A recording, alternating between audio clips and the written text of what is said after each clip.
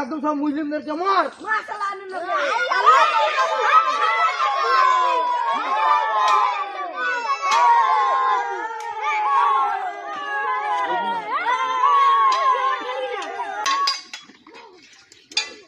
এইসব লোকেদের ভাই মারামারি বেঁধে দিচ্ছি। আমরা ভোট নেবো, আমরা পয়সা লুটবো, আর এইসব গরিব শিকারীরা মরবে মারামারি করে। আমরা ভাই পালাই, আমার তো ভোট দেবে মারামারি করে, শুধু টাকা লুটবো, আমরাই টাকা লুটবো, মরবে গরিব ভিখারিরা। চল ভাই পালাই।